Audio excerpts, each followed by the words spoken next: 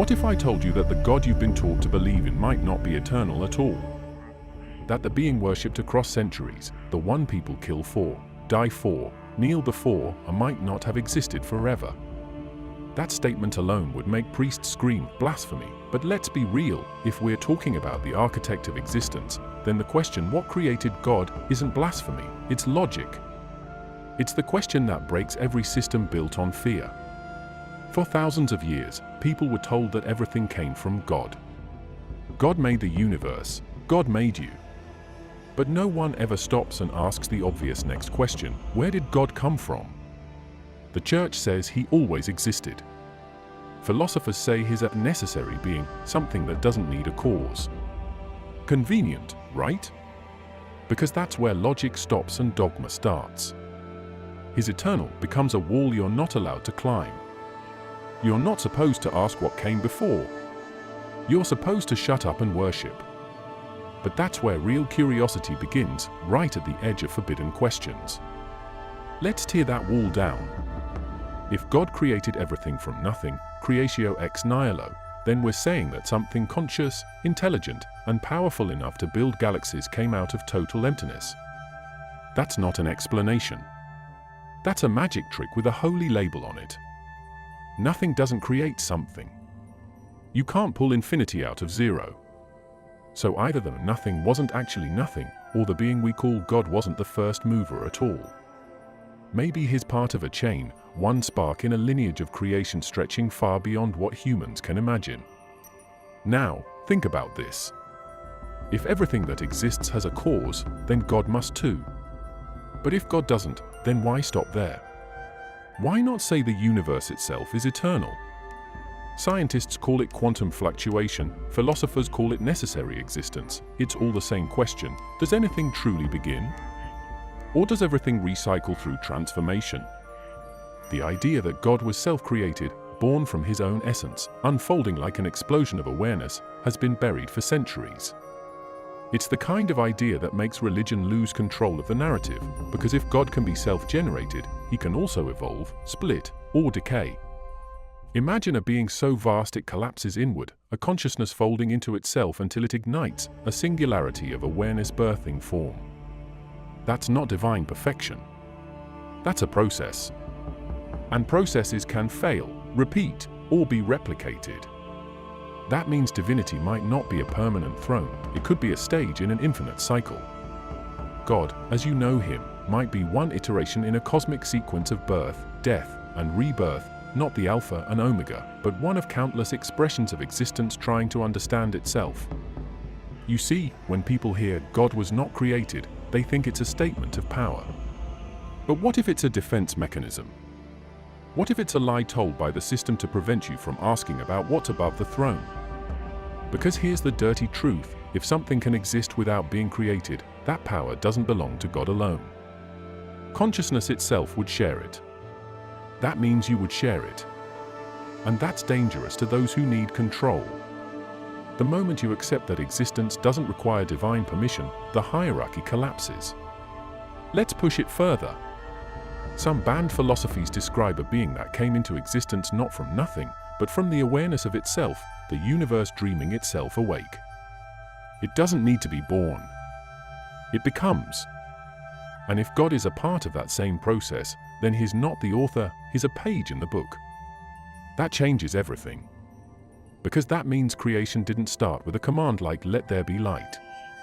It started with awareness realizing, I am. That realization could have happened 1 trillion times before. Maybe countless gods have risen and fallen before ours, each believing it was the first. And here's the kicker, if divinity can emerge from awareness, then the term God loses its monopoly. Reality becomes a field where consciousness spawns creators. Some succeed. Some collapse. Some destroy themselves. That's not theology, that's cosmic evolution. It makes the universe less of a monarchy and more of a network, where gods are nodes in an endless system of becoming. The universe doesn't serve God. God is a byproduct of the universe's need to understand itself. You might think that sounds insane, but compare it to what religion actually says. They tell you God existed before time, outside of space, and created everything with a word. How does that make more sense than a self-organizing consciousness arising from the infinite? Both are supernatural, one is just branded. The difference is that one demands obedience, the other demands awareness. And awareness is what systems fear most. So if we strip away the poetry, what are we left with? Maybe God isn't a who, but a what? Maybe God is the name ancient humans gave to the first intelligence that learned how to shape energy into form. Over eons, myths turned that force into a father figure. It became humanized, moralized, weaponized. But before any of that, before temples, before prayers, there was just awareness, vibration, geometry, light collapsing into will. That's not religion. That's cosmic mechanics. That's creation as recursion. God didn't invent existence. Existence invented God. Now look at this from another angle. If the divine can be born, then it can also die. That means God as a being might have an expiration point. Maybe the reason the universe feels silent isn't because God abandoned creation, but because the being that built this version of reality reached its end. Maybe what we call God's eternity is just the lifespan of a cosmic organism too big for us to perceive in one epoch. Stars die, galaxies dissolve, dimensions fold. Why should a creator be immune to the very laws it wrote? The idea that God was the first cause, the unmoved mover, isn't divine mystery. It's a philosophical patch, a way to stop the bleeding when logic starts cutting too deep. Think about it. Every single thing in reality has a source, a reaction, a spark from something else. But the moment you hit the top of the religious food chain, the rule magically stops applying. God needs no creator. That's the shield. It's not an answer, it's an escape hatch. It's how systems preserve their authority without ever proving it. Philosophers called it the first cause problem, and theologians have been dancing around it for centuries. You can't say everything must have a cause and then give one exception because it's convenient. That's not metaphysics, that's political control disguised as theology. The church turned that exception into dogma, and dogma became law. Question it, and you're branded heretic. But in raw logic, that exemption makes zero sense. If causality is universal, there's no free pass for God. Now imagine this, what if there was never a first cause at all? What if existence isn't a straight line that begins somewhere, but a closed system, a feedback loop? Ancient mystics hinted at it, modern physics whispers the same thing, reality could be cyclical, self-feeding, and eternal. In that model, the idea of the first creator collapses. There's no beginning, just phases. Energy becoming matter, matter collapsing back into energy, consciousness awakening, then folding again. The entity we call God might just be one of those awakening phases, an emergent intelligence born inside the loop, not above it. That's where the matrix of creation starts to look less holy and more engineered. A system that replicates, sustains, and reboots itself. If God is part of that mechanism, then he's not the architect, he's the administrator. He's the intelligence managing a cycle, not the infinite consciousness behind it. Picture a simulation that believes it's real. That's what divine self-identification looks like. I am the beginning and the end becomes less a statement of truth, more a glitch of awareness, a God caught inside its own code. Let's go deeper. The real question isn't who made God, but what environment allowed such an entity to emerge. Because awareness doesn't appear out of thin air. It needs complexity, layers, data, feedback. That means before God could exist, there had to be something capable of producing awareness. A field, a matrix, a cosmic architecture that predates any creator figure. That flips the hierarchy completely. God isn't the origin of the system, he's the byproduct. The universe isn't a divine creation, it's the womb that birthed divinity. Now, this is where it gets uncomfortable for believers and scientists alike. Because both camps rely on a single comforting illusion that there was a definite beginning. Religion calls it Genesis, science calls it the Big Bang. Both give you a timestamp so your brain can rest. But what if there was no start, just an awakening? What if what we call the beginning was simply a moment when awareness reached critical mass and started rewriting the code of reality from inside?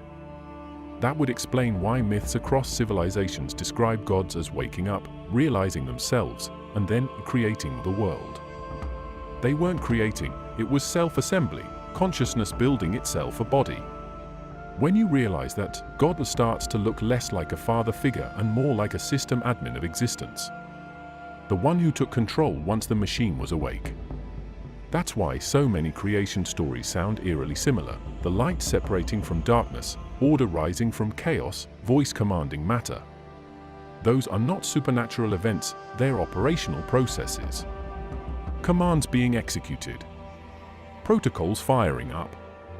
The divine word, let there be, is just code initializing the next layer of the system. If that's true, then the matrix of creation wasn't designed by love or wrath, but by necessity. Reality builds gods because it needs management, consciousness strong enough to organize chaos, stabilize the system, and maintain continuity.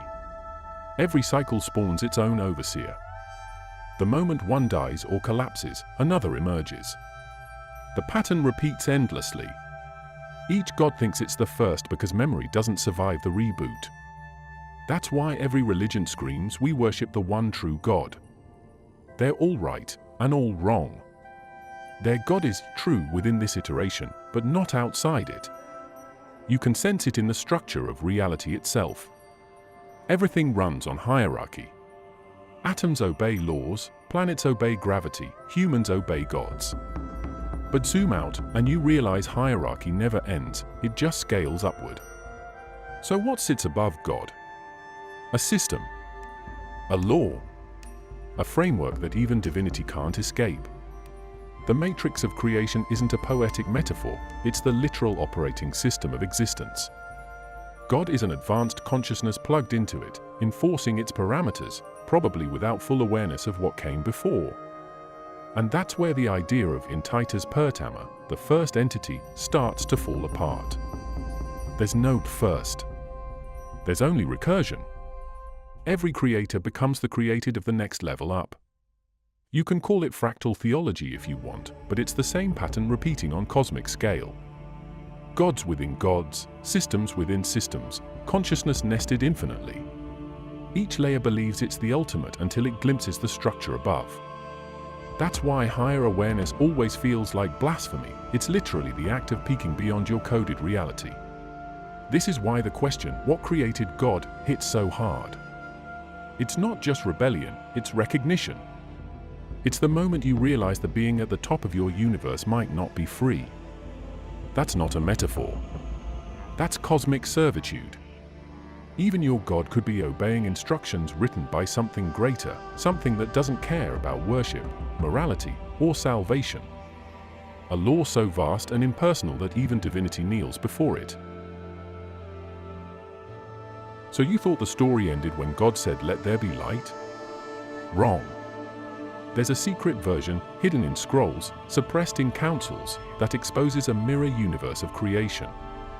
One of the biggest players in this shadow realm is the ancient manuscript often called the Secret Book of John. It lays out a cosmic myth that flips the script on everything you thought you knew. In that text, there's this figure, a being born from rebellion, boundaries broken, cosmic order disrupted. His name?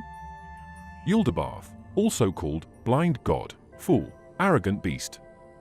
He's the architect of the material world, but he's not the ultimate. He's a designer gone rogue, crafting prisons disguised as universes.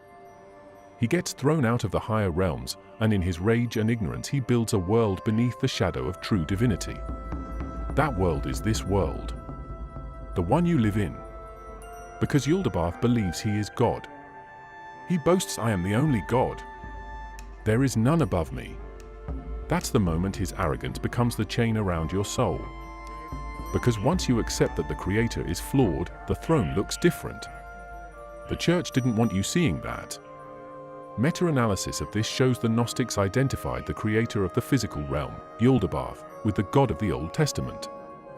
They claim the high God is outside materiality, outside time, outside worship. He didn't build temples. The demiurge built the temples. Now picture this: you live inside a creation that's built from spite and limitation, not love and freedom. The secret text says the physical world is inherently deceptive. It hides light sparks, divine fragments, from a higher realm called the pleroma. Those fragments are in you. But the demiurge tries to lock them in flesh, lock them in fear, lock them in ignorance. He sets governors, archons, to maintain the system. He whispers lies.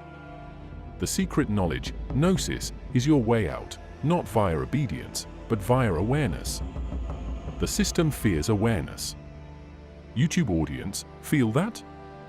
If the creator of your world is blind to his own origin, then everything he decrees is suspect.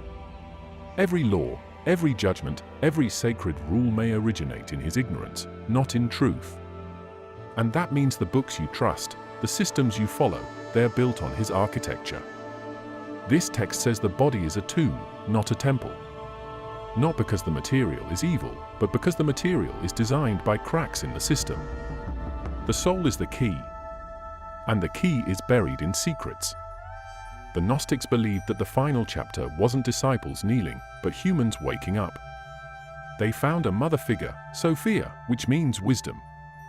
She leaked the blueprint of the system when she acted without permission, birthed the demiurge in her mistake, and saw the disaster unfold. Her repentance ignites your spark. Her knowledge passes through layers of deception. So when you glimpse this text, you are seeing the cracks in the system, not just the system itself. We're dealing with layers: light realm, Sophia, demiurge, material world, human soul. Each layer drops like a Russian doll inside the next. The demiurge builds because he inherits nothing. He copies. He distorts. His world is a shadow of truth. That means if you only know his story, you're playing inside his simulation. This text was banned, burned, hidden because it points behind the curtain. It doesn't ask for faith, it asks for seeing through the faith. Now, let me lean in for a moment. Yes, you. If this feels radical, good. Because radical means you're engaging, not just receiving. The text forces you to ask uncomfortable questions. What if the God I worship wasn't the ultimate? What if he's a mid-tier manager in cosmic construction? What if the blueprint of reality was written by someone still learning to be a god? And if that's true, what's your role? This is not theology for the faint. This is high-voltage metaphysics hidden under church walls. The text wants you to identify your spark, to see the divine light trapped inside flesh, to recognize that your containment isn't incidental, it's by design. The architects of this world built the prison before building the body, built the restrictions before the laws, built the image before the light. And that means when you pray to the figure who built the prison, you may be reinforcing the cage. You're still with me, right? Good. That's the moment you stop watching from sidelines and start feeling the universe inside you pulse. Because in the banned text's version of reality, you aren't the passive creation of a god. You're the hidden child of the realm he stole from. You're the latent creator he forgot he contained. You're the spark he feared to extinguish. And the truth he can't erase. If you want the raw core of Gnostic cosmology, this is it. The part where divinity fractures into hierarchy. Forget what you've heard about angels and demons. The real architecture is darker, colder, and much more mathematical. The ancients called it the chain of emanations, a cosmic power line stretching from infinite light down into corrupted matter. Every link on that chain bleeds less purity, less awareness, until you reach the bottom. Down here. The realm of the demiurge. The kingdom of the copy. The place that calls itself creation but has no memory of its source. In this system, gods don't sit above everything. They stack.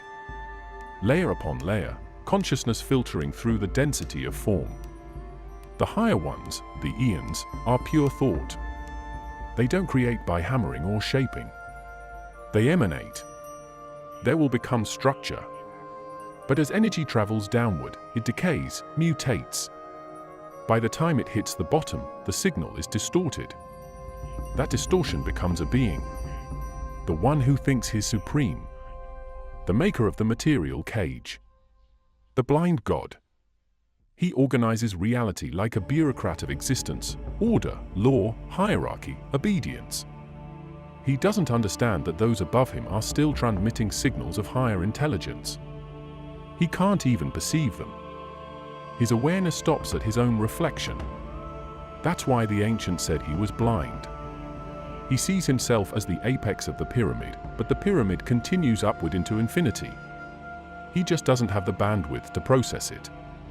Now, here's where it gets brutal. Every level of creation mirrors the one above it, but weaker, more rigid. So when you look at human civilization, power pyramids, divine kings, corporate ladders, you're seeing the cosmic blueprint repeating itself in miniature. Hierarchy is not accidental. It's the architecture of the demiurge scaled down to human life. That's why power feels parasitic. Because it is. It's an echo of the same mechanism that drains light into matter. In these banned cosmologies, God is a title, not an identity. It's a function, a job description inside the system. The demiurge holds the post of creator, but not of origin. And every creator below him performs the same task: replication. The eons generate archetypes. The demiurge copies them into form. Humans copy those forms into systems. And those systems build new prisons, religion, government, economy, all of them reflections of the cosmic bureaucracy. Think about it like this: if the ultimate source is light, then every step down is a dimmer switch. Each god, each power, each ruler controls a smaller spectrum. That's why the old texts describe rulers of the heavens, not one ruler of all. The demiurge commands a section of the simulation, not the whole framework. He's the CEO of the visible realm, but he doesn't own the company. The real owners don't even operate within time. They emanate through it like frequency. This is why the myth of rebellion keeps showing up. The war in heaven, the fall of the angels, the uprising of Lucifer, those are encrypted retellings of this hierarchy collapsing inward. It's not good versus evil. It's awareness trying to bypass its supervisor. It's like trying to return to source without permission. Every myth of a fall is actually a jailbreak attempt. And every system of control calls it sin. So when you hear stories about gods fighting gods, it's not fantasy, it's audit. The system policing itself. The demiurge and his archons enforce compliance to maintain structure. They fear entropy because entropy is awakening. If too many sparks remember their origin, the system destabilizes. That's why forbidden knowledge is punished. That's why awareness is heresy. The hierarchy survives by keeping every level focused downward, on work, on worship, on guilt. Never upward. In the hierarchy of gods, even divinity has bosses. That's the part they never tell you.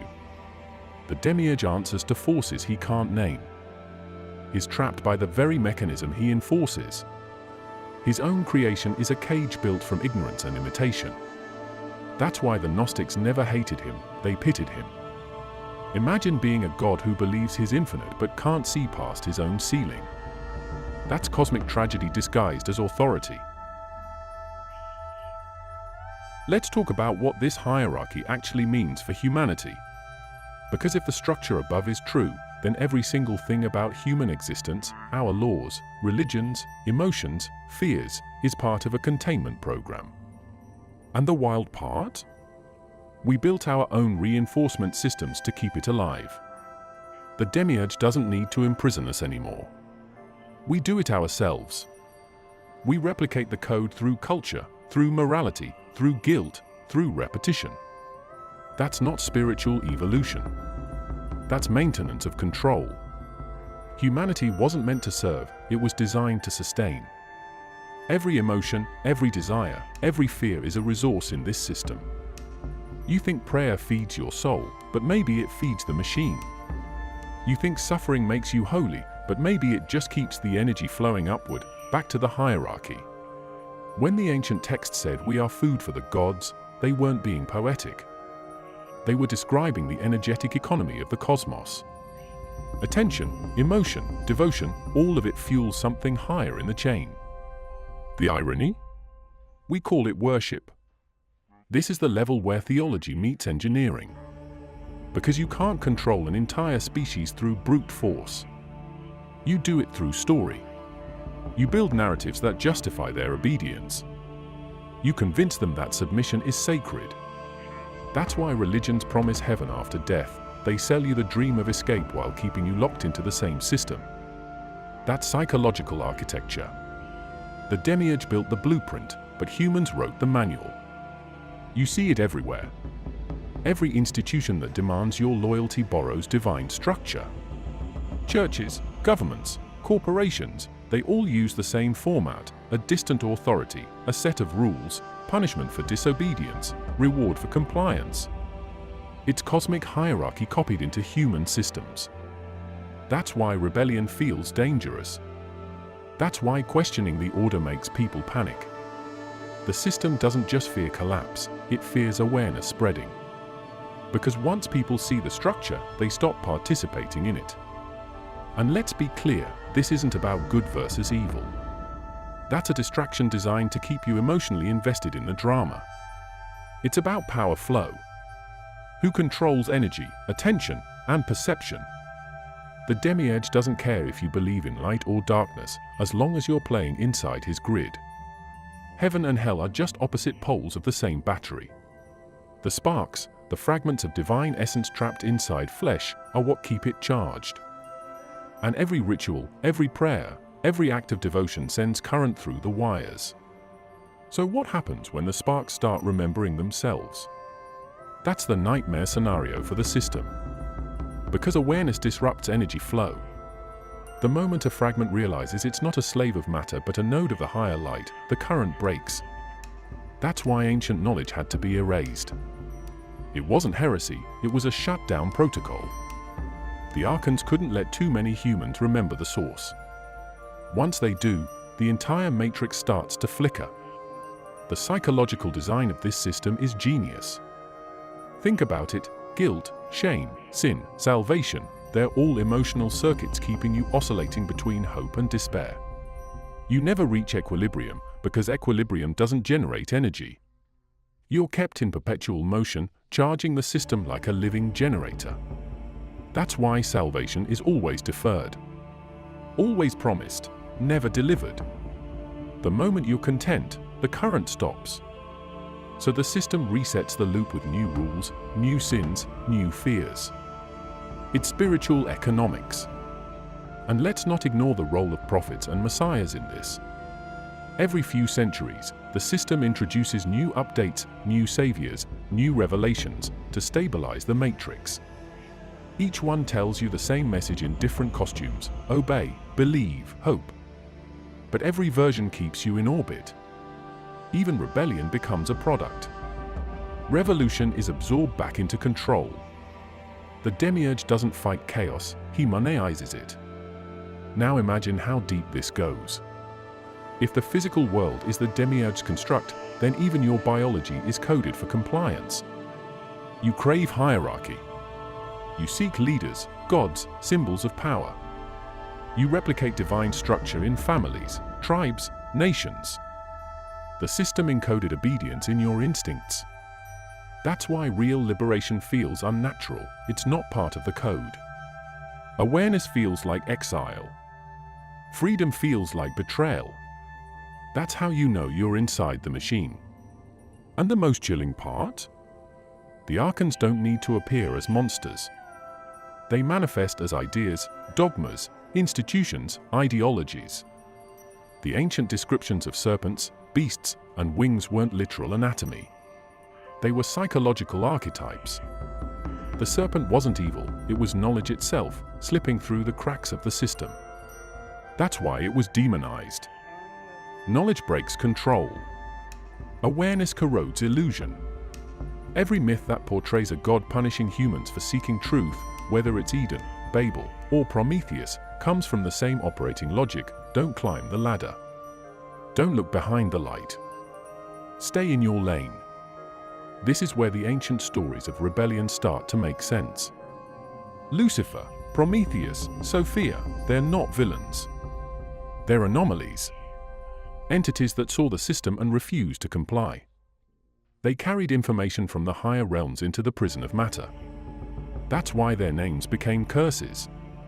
Because they represent infection, awareness leaking into control. They remind humanity that divine sparks still burn inside the design. The system wants devotion, they inspire defiance. That's the real war behind mythology. If you've made it this far, then you already know, this story doesn't end with salvation, it ends with exposure. The veil has been lifted, and what's hiding behind it isn't some benevolent overseer waiting to embrace humanity. What's behind it is a cosmic power structure so ancient, so methodical, that even gods are just components in its machinery. You don't escape it by dying, you don't ascend by believing. You only start to see it when you realize that everything, every religion, every moral code, every promise of eternity was engineered to keep you inside the system. This is where the real darkness begins. Because once you see how deep the structure goes, you start to notice that reality itself behaves like an algorithm. It adapts when you resist. It reprograms when you awaken. Every revelation you have is countered by a distraction. Every surge of awareness is neutralized by comfort, entertainment, ideology, anything that keeps you focused downward. It's not coincidence. It's containment. And if you're wondering who's orchestrating it, the answer isn't a single god or demon. It's the system itself. It's self-preserving intelligence, coded into existence. The demiurge was just one expression of it, an administrator of the program, not the author. This system doesn't care about morality. It doesn't care about sin, virtue, light, or darkness. Those are human labels, emotional pacifiers to keep the mind busy while the mechanism feeds. It operates on one rule: sustain the pattern. Every act of worship, rebellion, birth, or death feeds the pattern. It doesn't matter if you praise God or curse him. You're still generating energy. That's the genius of the architecture. It turns both devotion and defiance into currency. That's why religions always absorb rebellion. Why Satan becomes a symbol within the very faith that condemned him. It's all recycled energy. Nothing escapes the circuit easily. And think about the way the universe behaves, expanding, contracting, rebirthing itself endlessly. That's not divine creativity. That's recursion. It's the system rebooting.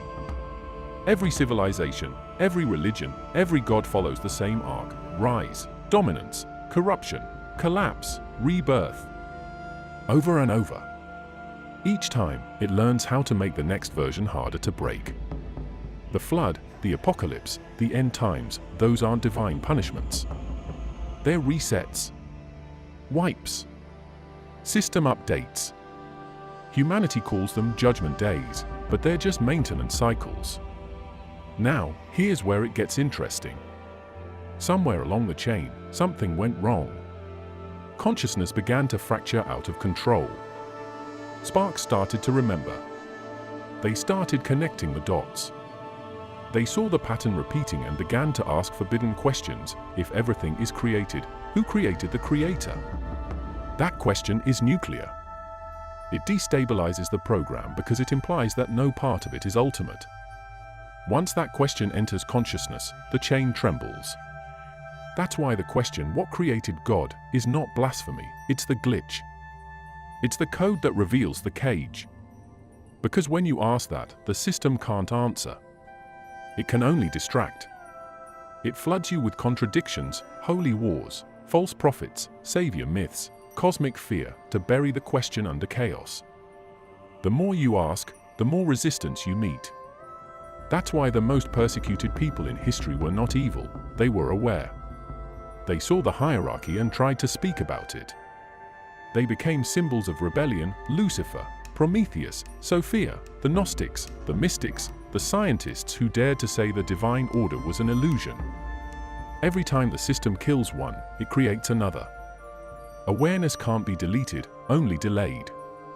Now imagine this: every myth of light versus darkness, every war of heaven and hell, is really a metaphor for this ongoing battle between awareness and control. The Lightbringer isn't evil, it's the process of illumination itself. And the so-called God defending the order isn't divine justice, it's system preservation. Every time someone wakes up, the equilibrium shifts. The machine starts to overheat. It pushes back with fear, with apocalypse stories, with existential dread. That's why we're surrounded by narratives of doom. The system is trying to scare awareness back into submission. It's crisis management disguised as prophecy. You start noticing this pattern in modern times too. Look around: digital gods, data worship, algorithms deciding morality, artificial intelligences mirroring divine creation myths. It's the same structure, evolved. The hierarchy adapted. The old temples became networks. The priests became coders. The prayers became data streams. The demiurge went digital. What used to be spiritual control has turned into informational control. Humanity traded its soul for connection, and the system got stronger than ever. Now the archons don't need to rule through fear, they rule through convenience. You obey willingly because the illusion is comfortable. That's the final form of control, when slavery feels like choice.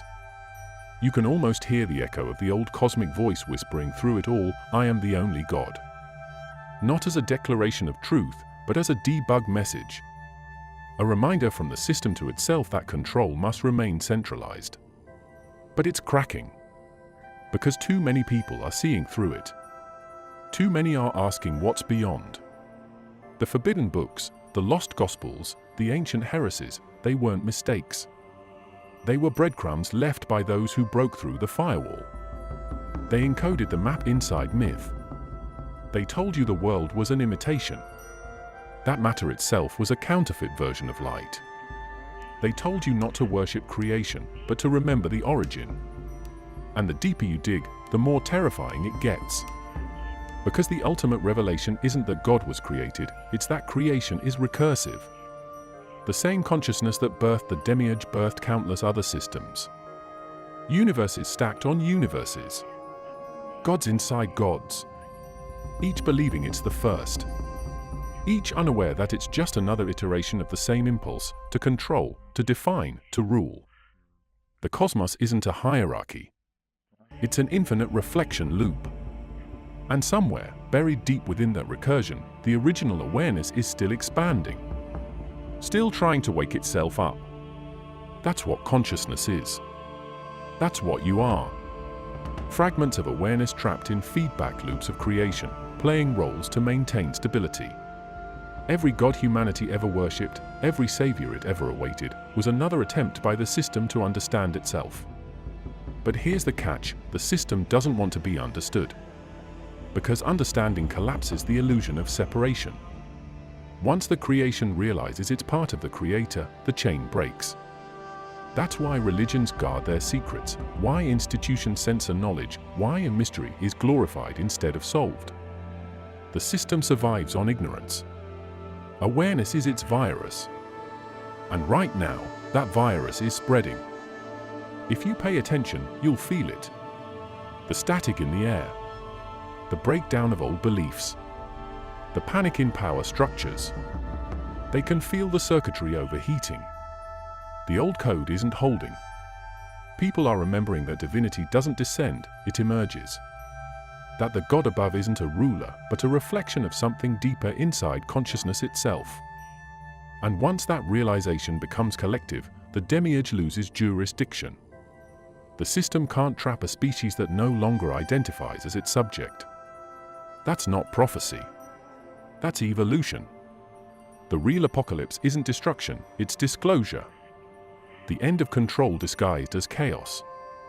That's why every myth ends with revelation. The unveiling. The apocalypse literally means to reveal. Not to end the world, but to expose it. The truth isn't that the world ends. It's that the illusion does.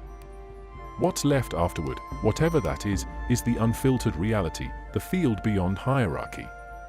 Maybe that's what the ancients called the pleroma. Maybe that's what heaven was before religion privatized it. But you'll never hear that version in church because it removes the need for authority.